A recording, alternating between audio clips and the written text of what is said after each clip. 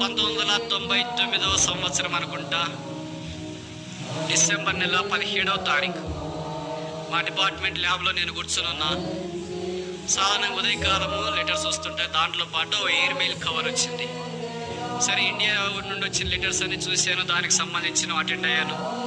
దీన్ని మాత్రం ఎందుకు ఓపెన్ చేయడానికి ఇష్టం రాలేదు, అయినా ఓపెన్ చేయాలని అనిపించింది. ఏం ఓపెన్ చేస్తానులే, బయట నుండి వచ్చిన లెటర్లు అంటే చాలా క్యాషువల్గా ఉంటాయి కదా అని అనుకున్నా. అయినా ఓపెన్ చేస్తామనే ఉద్దేశంతో ఓపెన్ చేస్తే ఏం తప్పు ఉంది, ఓపెన్ చేస్తే ఏం తప్పు ఉంది, సరే అలాగైనా ఓపెన్ చేశాను. ఓపెన్ చేస్తే దాంట్లో నేను ఊహించని సంగతులు కొన్ని రాశాను. ఏం రాశారంటే, to make you less surprise we obtain your address and biodata from who is who published by America in 1999. 1999వ సంవత్సరము అమెరికా వారు ప్రపంచంలో ఎవరు who is who in the world అని ఒక పెద్ద బుక్ పబ్లిష్ చేస్తారు. దాంట్లో చాలా పేరు ప్రఖ్యాతులు కలిగిన వారి యొక్క బయోడేటా, వారు చేసిన రీసెర్చ్, వారి కార్యక్రమాలన్నీ దాంట్లో రాసింటారు. దాంట్లో నా బయోడేటా కూడా వాళ్ళు పబ్లిష్ చేశారంట. దాంట్లో నా హాబీస్ ఏం రాశారంటే, దేవుని వాక్యం చదువుట, వాక్యం బోధించడం అని రాశారు. ఆ అడ్రస్ వారు తీసుకున్నారు, వాళ్ళు రాశారు. సరే, ఇప్పుడు సారాంశం ఏంటంటే, ఒక ప్రాజెక్ట్ ఉంది. ఆ ప్రాజెక్ట్ వల్ల $32.3 మిలియన్ అంటే దాదాపు 165 కోట్లు. ఆ ప్రాజెక్ట్ కాలం 6 నెలలు.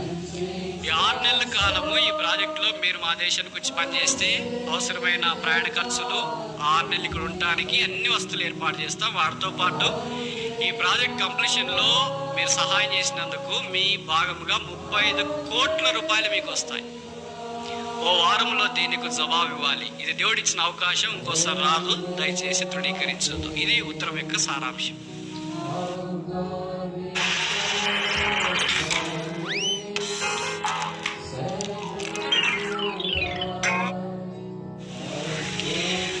ఆ లెటర్ చదివిన వెంటనే కళ్ళు చీకలన్న, ఇది నిజమా కళ? నాకేంటి ఉత్తరం రావడం ఏంటి? సరే, ఎక్కువ సంతోషమైన ఎక్కువ దుఃఖమైన మనకు తిండి పోదు, నిద్ర రాదుగా. ఆ మధ్యాహ్నం భోజనం సహించలేదు, ఆలోచిస్తూనే ఉన్నా. ఏం ఆలోచిస్తున్నానంటే, ఆ 35 కోట్లు ఎలా ఖర్చు పెట్టాలా, ఎవరికి ఎంత ఇవ్వాలా, ఖర్చు పెట్టడానికి కూడా ధైర్యం ఉండాలా, సాహసం ఉండాలా, చేత కావాలిగా. అందరి వల్ల అవుతాయి ఖర్చు పెట్టడం అంటే. ఎంత లెక్కలేసినా 1-2 కోట్లు దాటట్లేదు, 35 కోట్లు ఎలాగ దాటుతున్నాయి. సరే, 4 రోజులు 5 రోజులు గడిచిపోయింది, ఎవరితో చెప్పలేదు. ఇంకా 6వ రోజు తప్పక ఈరోజు ఫ్యాక్స్ పంపించాలనుకున్నా, వాక్యం చదువుతున్నా. ప్రభు అన్నాడు ఉదయకాలం, ఏంటి ఆ ప్రాజెక్ట్ సంగతి ఏం చేస్తున్నావు అని. ఏం చేసేది ఏముంది ప్రభు, వాళ్ళే రాశారు, అసలు నేను అడగలేదు కదా లెటర్ రాయమని. వాళ్ళే అన్నారు, దేవుడిచ్చిన అవకాశం త్రోసివేది, జీవితంలో ఒకేసారి వచ్చేది, అది ఈసారి వచ్చింది అని రాశారు కనుక వాళ్ళ ద్వారా వచ్చింది కనుక ఇది నీ చిత్తమని నేను పూర్తిగా నమ్ముతున్నాను. ఈ ప్రాజెక్ట్ నేను అంగీకరిస్తున్నాను, ఈ దినాన్ని ఫ్యాక్స్ మెసేజ్ ఇవ్వబోతున్నాను అన్న. ప్రభు అన్నాడు, ఎవరిని అడిగిస్తున్నావు? పర్వాలేదు లేండి, కొద్దిగా చూసి చూడనట్లుంటాడు ఈ విషయంలో. సరే, ఇన్ని రోజులు వాక్యం చెప్పావు, ఈ దినానికి కూడా మరి వాక్యానికి విధేయం చూపిస్తావు, ఏది కావాలో నువ్వు కోరుకో. అదేంటి ప్రభు, ఏం తప్పు ఉంది దీంట్లో? ఇది అవకాశం, రీసెర్చ్ ప్రాజెక్టే కదా, ఆ ప్రాజెక్ట్ డీటెయిల్గా చదివావా? దీనికి వాక్యానికి అంగీకారం కాని పని కొంత చేయాల. ఆ పని చేస్తే ముగ్గురికే తెలిసేది. మొదట దేవుడికి, రెండవది ఆ ప్రాజెక్ట్ వాళ్ళకి, మూడవది నాకు, ఇంకెవ్వరికి తెలియదు. కనుక మన ముగ్గురికి తెలిస్తే ఏం ప్రాబ్లం ప్రభువా? మిగతా వాడికి ఎవరికి తెలియదు కదా. కావాలంటే ఆ 6 నెలలు నేను బైబిల్ గురించి ఎక్కడ బోధించను, ఇంకే పరిచయంలో పాల్పొందను, ఆ ప్రాజెక్టులోనే కేంద్రీకృతమై ఉంటా. దాంట్లో నీకు భాగం ఎంతైనా సరే ఇయటానికి సిద్ధపడతా. దయచేసి ఈ విషయంలో చూసి చూడనట్లుండో, నన్ను వదిలిపెట్టు, నా దగ్గరికి రావద్దు, ఈ విషయం సహాయం చేయి అని ఇలా ప్రార్థన చేస్తున్నారు. పోరాటం వస్తూ ఉంది. ఏం చేస్తావు? వాక్యమో వైపు, బైబిల్లో వైపు, దేవుడో వైపు, 35 కోట్లు పల్లెములో ఇంకో వైపు. ఏది కావాలో కోరుకో. టైం అయిపోతుంది, ఏం చేయాలో తోచట్లేదు, ఆకతా. నేను చెప్పింది చేస్తావా? ప్రభువా, నాకు అంత ధైర్యం లేదు, నేను శోధనకు లోబడేవాడిని, చాలా బలహీనుండు. నా దగ్గరికి ఇది ఎందుకు వచ్చింది? ఇది రాకపోయింటే ఇంత పోరాటం ఉండేది కాదే. ఇది ఎవరో బలమైన వారి దగ్గరికి వెళ్ళింటే ఎంత బాగుండు. నేను లోబడే పిరికి పొందని కనుక నా దగ్గరికి వచ్చింది, ఇప్పుడు నేను లోబడిపోతున్నానే. దయతో అంగీకరిస్తావా, తృణీకరిస్తావా? ఈ రెండిట్లో ఏది కావాలో కోరుకో.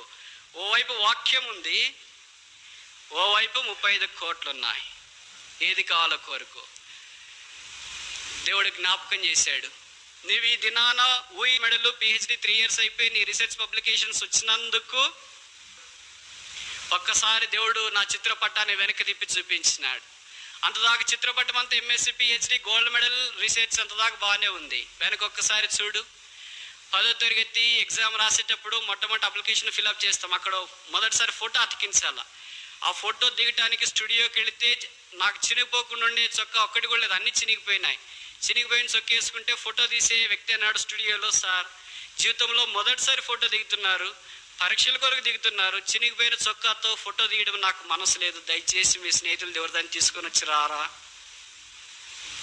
చినిగిపోయిన చొక్కాతో 10వ తరగతి ఫోటో దిగటానికి వెళ్ళావు నీవు.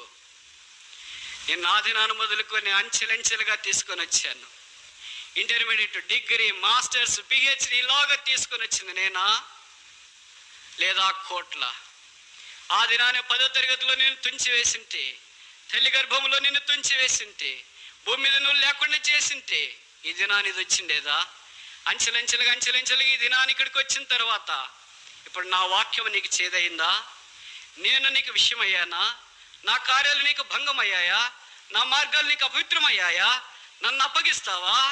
నన్ను ముద్దు పెట్టుకొని అమ్మివేస్తావా?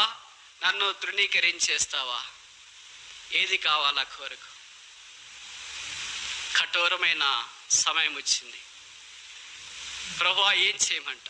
నువ్వే కోరుకు, ఏది కావాలో కోరుకు. దేవుడు నిన్ను ప్రేమించి నీకు ఆయుష్ ఇచ్చి నిన్ను కరుణించి కాపాడి జ్ఞాపకం చేసుకొని ఇంతదాకా తీసుకొని వచ్చాడు. ఇప్పుడు ఓవైపు బైబిల్ ఉంది, ఓవైపు 35 కోట్లు ఉంది. ఏది కావాలో కోరుకు. చివరికి ఏం తీర్మానం చేసుకున్నాను? ప్రభువా తల్లి గర్భం స్తన్యం ఉన్నది మొదలుకొని స్తన్యపానం చేయించుండగా నీవే కదా నాకు నమ్మిక పుట్టించితివి. నీవు తప్ప నాకు ఇక ఈ లోకంలో ఏది అవసరం లేదు, నాకు నువ్వు కావాలి. నేనే నీకు అవసరమైతే నా వాక్యానికి విధేయత చూపించి ప్రాజెక్ట్ నేను అంగీకరించినని ఫ్యాక్స్ ఇవ్వు. డిపార్ట్మెంట్కి వెళ్ళాను, భారభరితమైన హృదయంతో ఉన్నాను, వాక్యం చదివాను. మనుషుడు రొట్టె వల్ల మాత్రం కాక దేవుని నోటి నుండి వచ్చి ప్రతి మాట వల్ల జీవించిన మాట నా హృదయానికి బలంగా అది నా మౌన ధ్యానంలో వచ్చింది. ఒక్కసారి రాశాను, thank you for your project. I'm sorry I could not comply with your request as I fear in God. దేవుడు అంటే నాకు భయం కనుక మీ ప్రాజెక్ట్ యొక్క మనవి అంగీకరించలేనని తెలియచేయటానికి విచారిస్తున్నాను రాసి పంపించాను. దేవుని చిత్తానికి వెలపట్ట 35 కోట్లు నా జోలో పెట్టుకొని తిరుపతి వీధుల్లో తిరుగుట కంటే దేవుని చిత్తములో పాత్ర పట్టుకొని భిక్షాందేహి అని తిరుపతి వీధుల్లో తిరుగుట మేలు కాదా? దేవుని చిత్తానికి వెలపట్ట హంతకుడైనా కయ్యూని వలె ఉండటి కంటే దేవుని చిత్తంలో నరహత్య చేయబడిన హెబెలు వలె ఉండటం మేలు కాదా? దేవుని చిత్తానికి వెలపట్ట సొదొమ గొమొర్రాను పరిపాలించిన లోతు వలె ఉండటి కంటే దేవుని చిత్తంలో అబ్రహాం వలె ఎండవేడిన గుడారం ఎద్ద ఉండటం మేలు కాదా? దేవుని చిత్తానికి వెలపట్ట ఓర్ఫా వలె మోయాబులో ఉండటి కంటే